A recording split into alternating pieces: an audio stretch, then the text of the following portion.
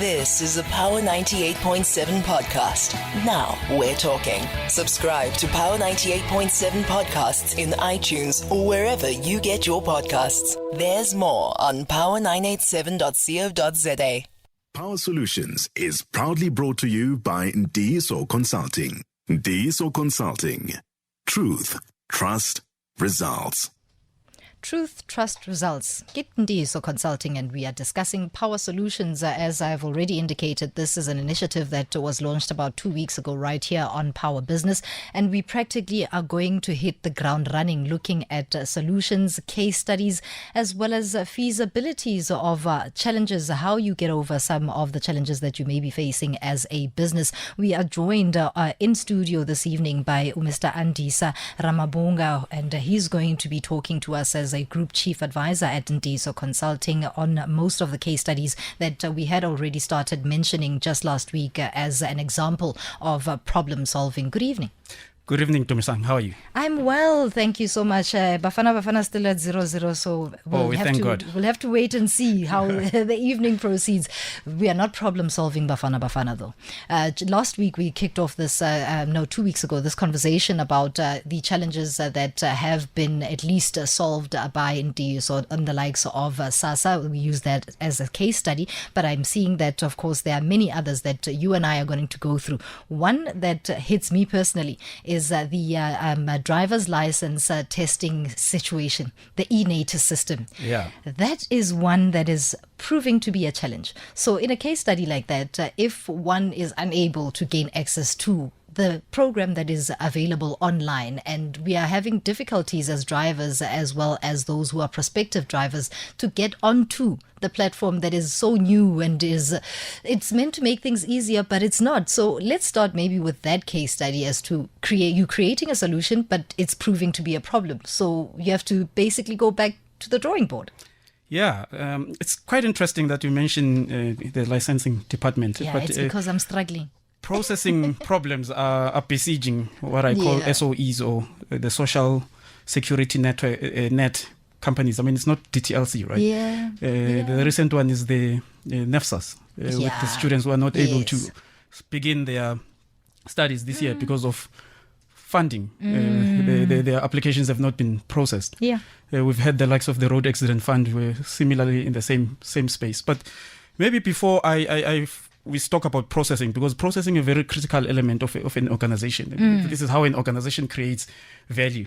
It's at the heart of everything. If you think about value creation, even yourself, you cannot have a cup of coffee without processing something. All right. Or you cannot have dinner without processing something. Yeah. So an organization can create value without processing of some sort. But it would be misplaced to view processing in isolation. Right. It's quite important to take a view that looks at an organization in its entirety.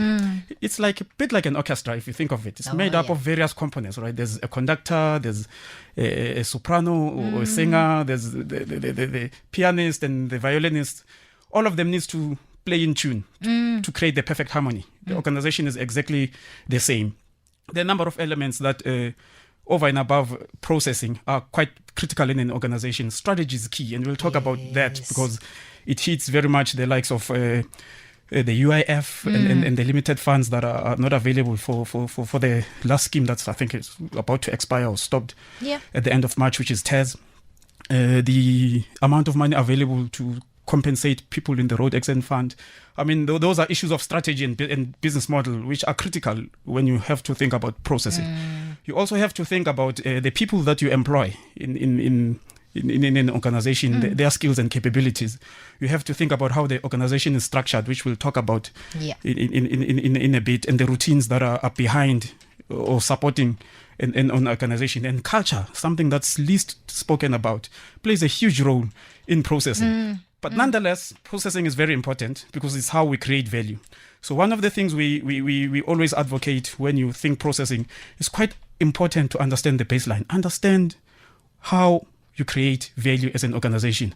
What are the critical tasks, or we call it work, that needs to be done? And for us, it goes more in detail rather than just mapping out processes. You typically go in organizations and you'll get these very nice process maps that will show you the flow of information in a very high level. And implementation is something totally different. Implementation is something very different. For us, there are three things you need to consider.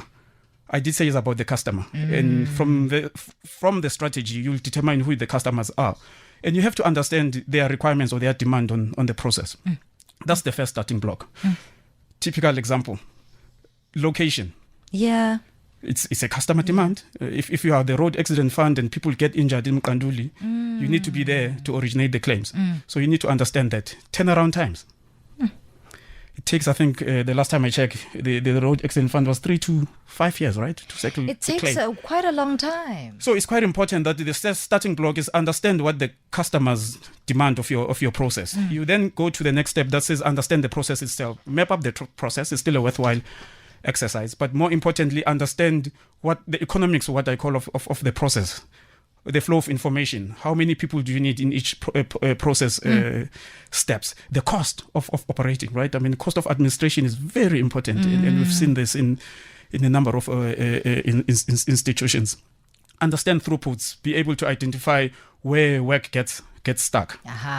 Finally, and this is as a consultant, again, the career consultant is my pet. Like, you have to benchmark yourself, and benchmarking by itself is an unnecessary process, but it helps in a number of ways where we are able to distinguish where you are vis-a-vis the competition. I'll take one SOE, which is again is a social security net company, GEMS, which is a medical aid. Oh yes, they have competition with the likes of Discovery, and they have serious competition. Almost, in fact, it's even quite important now because there were rumors in the media that they are raising their hands to administer the vaccination. Well, not even the vaccination. The new, what do you call this? New medical aid scheme that's supposed to be covering the whole country.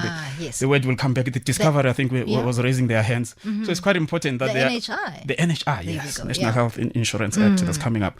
So processing again will speak to volumes as to who's better positioned to do this. If you're able to do this better than your competitor, by all means. So it's quite important that you benchmark yourself against competitors, but more importantly as well, be able to benchmark yourself about similar companies who are in other industries. Why can't they learn from the likes of SARS, for example? I mean, who have done wonders. Well, until recently, if you might ask, great one. Department of Home Affairs. I mean, they've reduced the time that it takes to learn a passport or even an ID. So there are great case studies to learn from it. So that's the starting benchmark, if you were to ask me. I love the latter because you have given case studies that have efficiently turned themselves around. Home Affairs is one wonderful example of that. And when you spoke about strategy and creating this value, it's the how then that we must get into.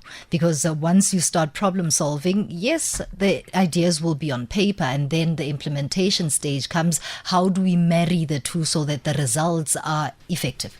Yeah, look, I cannot overemphasize the deep understanding of strategy. And for us, it's just beyond. I mean, strategy, I think, is the most misunderstood concept. I'm baffled myself. And I'll simplify it for you. Where do you start? How do you create and capture value, right? And there's a number of elements that goes into understanding that. One is you need to understand your value proposition.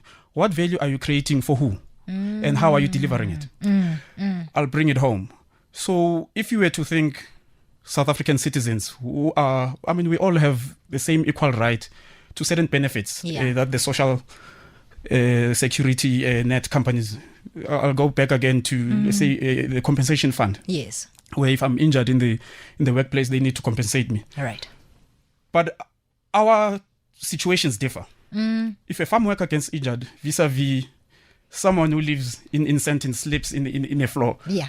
Those are market segments, if you were to think about it, because the characteristics that define that market segment is very different. True. So how you service them, the channels that you use, is very different. So it's quite important to bring that back into processing and say, what does a process look like to compensate a farm worker vis-a-vis a process to compensate a worker who works in Sandton? What are the channels that we should use to service these people? How do we reach them?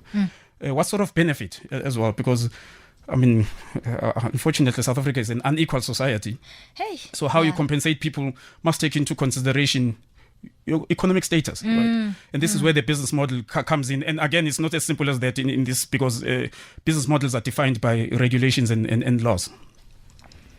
Very interesting, because when you speak of it is not a blanket view that one can use, especially when it comes to strategy and execution. It's quite important that you segment and understand how you deliver that value. Segmentation then is further assisted by direct target marketing and understanding your clientele, and that's where organizational structure would also come in, because you can't be talking to a clientele that does not meet your own levels of what you are trying to service. And interesting with a case study that you brought on forward with the DTLC or the licensing department, the failure there was more on technology because it crashed, right? Yeah.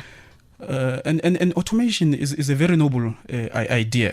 But if you understand your segments, for example, you'll understand that there are certain segment of the population where, because of the characteristics and the history of the country, of that particular community, it's quite difficult to automate. I mean, you can automate maybe up until the point of origination, but going back end, you then can automate. But forward, upstream in the value chain, you probably need to engage in some manual activities to collect information, to be able to determine who the beneficiaries are. And then when you load, you can automate.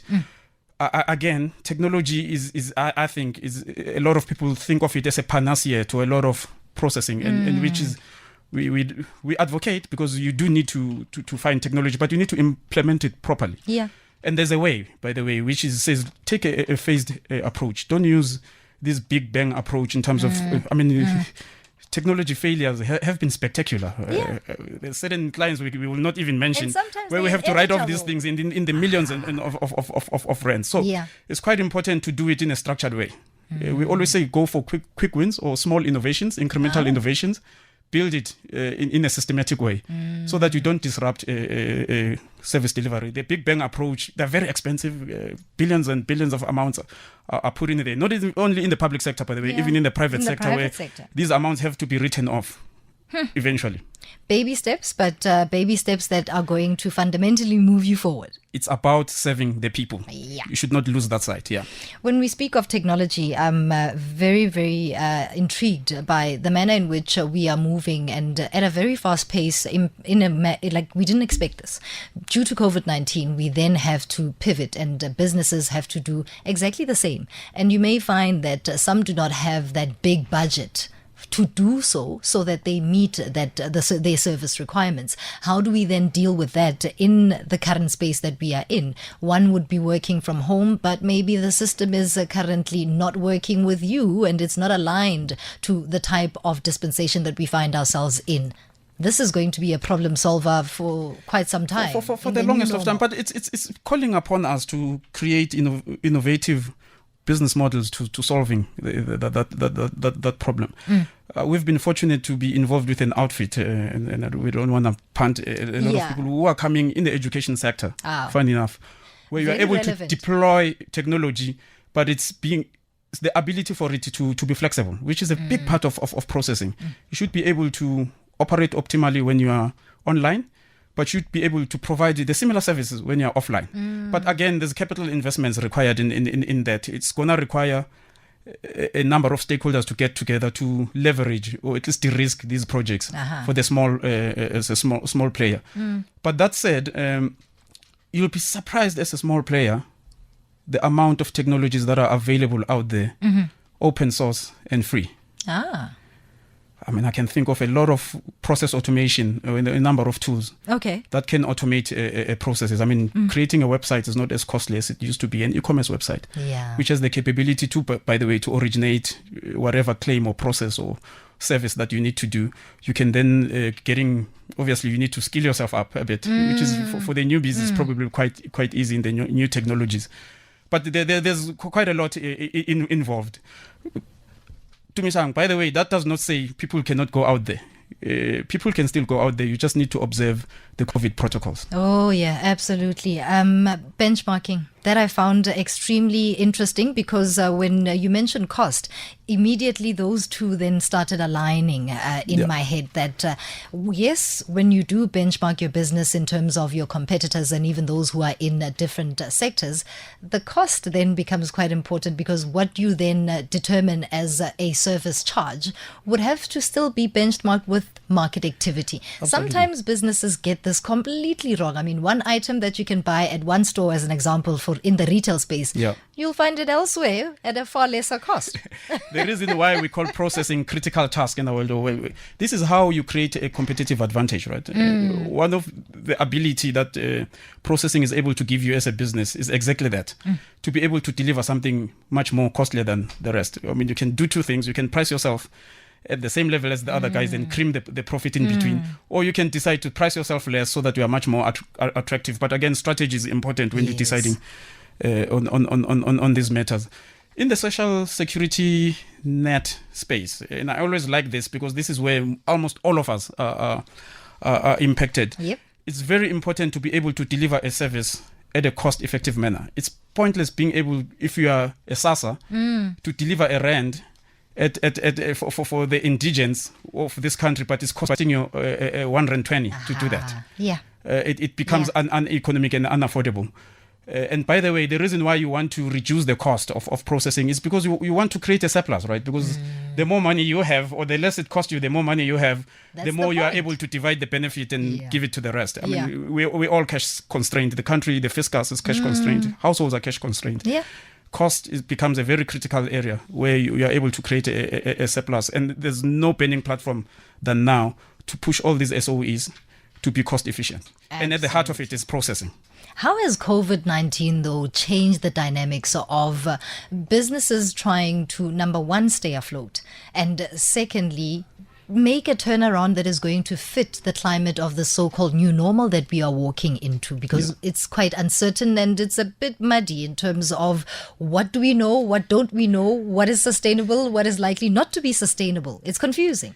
It is, and I don't want to cast aspersion in terms of business management, but you'll soon realize that the old adage that says, in times of good harvest, always keep what you can. So that it tastes you in bad times. And you'll realize that a number of businesses that have survived have exercised some fiscal or financial prudency to get there. But to maybe direct your answer, COVID has had, I call it a leveler. There's a number of businesses that has closed down, which obviously is not a good thing. But that creates opportunities for others who are still in the space. Because the market share has significantly increased for them. Obviously, the cost of doing business is much higher. We need to reflect on that as well. But COVID is here to stay, so it requires us that we have innovative business solutions. For the big companies, it necessitates that obviously they work from home and the investment in those technologies that enable that. It's an interesting space for real estate sector, isn't it? Highly. And how the demand for that has reduced. So it's quite interesting. I can go on on the number of impacts that COVID has had in the landscape, but it's both bad and good. So it's not necessarily all bad. And it's the solutions that we need, especially to at least thrive in this so-called new normal. What COVID has also done is change a corporate culture. And when you spoke of how a business is then an orchestra.